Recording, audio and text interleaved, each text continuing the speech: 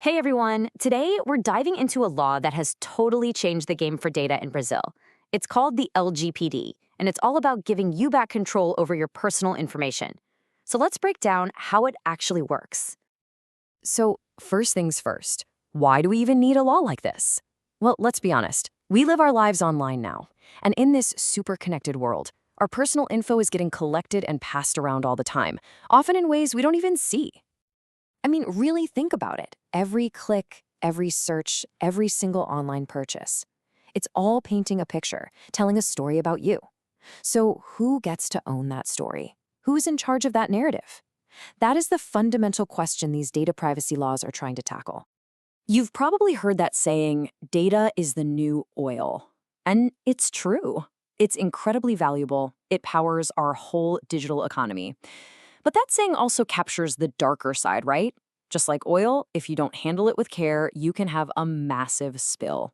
And in the digital world, that means a data breach that could expose your most private information. Okay, so to deal with this massive challenge, Brazil stepped up and created its own rulebook. And that brings us to the LGPD.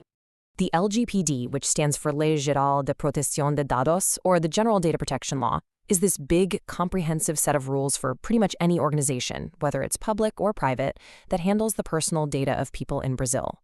The main goal? To bring some much-needed transparency and security to the whole shebang. And you don't have to look far to see what it's all about. Right there in Article 1, the law lays out its mission. This isn't just a bunch of technical jargon. Nope. It's about protecting our fundamental rights of freedom and of privacy. It's about making sure we can all live our lives without feeling like we're constantly being watched or manipulated. Now, to really wrap your head around how the LGPD works, we've got to get familiar with a few key terms. It's like learning the vocabulary of a new language.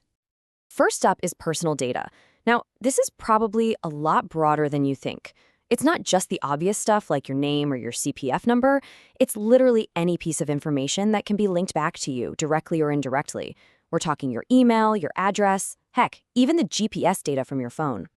Then we have the word treatment. This is a huge catch-all term for basically anything a company can possibly do with your data. From the second it's collected to how it's stored, analyzed, shared with others, and eventually how it's deleted, all of that falls under the umbrella of treatment. Okay, next up, let's talk about the key players in this whole ecosystem. The law defines three main roles. First, you've got the controller. This is the decision maker, the one calling the shots. Think of an online store.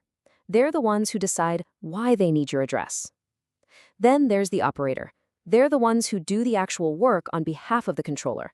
So that'd be the delivery company that uses your address to ship the package. And finally, you have the encarregado, or DPO. Think of them as the bridge, the communication link between the company, you, and the government authorities. All right, so that's all the terminology. But what does this actually mean for you, the individual, or as the law calls you, the data subject? Well, this is where it gets really good, because this is where the power shifts. The LGPD hands you a whole new set of rights, and they're pretty powerful. You now have the right to see your data, to correct it if it's wrong, and even to tell a company to just delete it. You can move your data from one service to another, and, this is a big one, you can pull back your consent at any time. The control is finally back in your hands. So let's flip the coin for a second. If we as individuals get all these new rights, well, that means businesses have a whole new set of responsibilities. For companies, this is a whole new ballgame. They can't just hide things in confusing terms of service anymore. They have to get your clear, specific consent.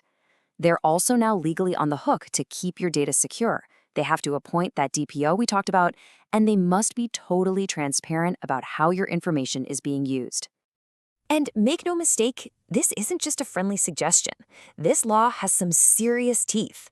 For any companies that don't play by the rules, the penalties are absolutely massive. For starters, fines can go as high as 2% of a company's total annual revenue in Brazil.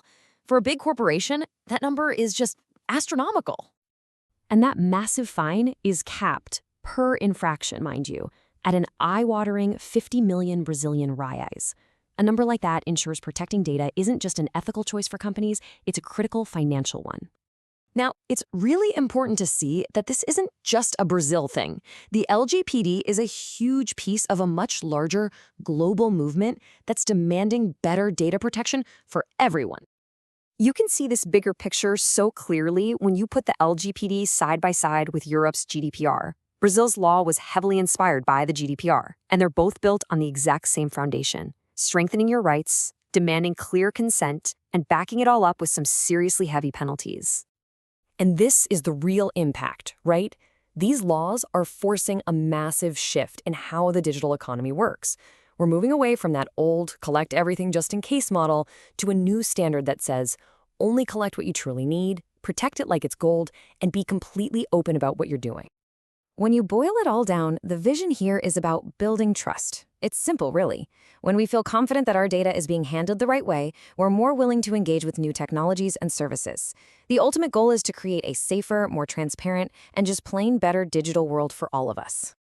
Which leaves us with one final thought to chew on. As we start to see companies that respect our privacy, earn our trust, and our money, you have to wonder, is privacy itself becoming the new currency of the digital age?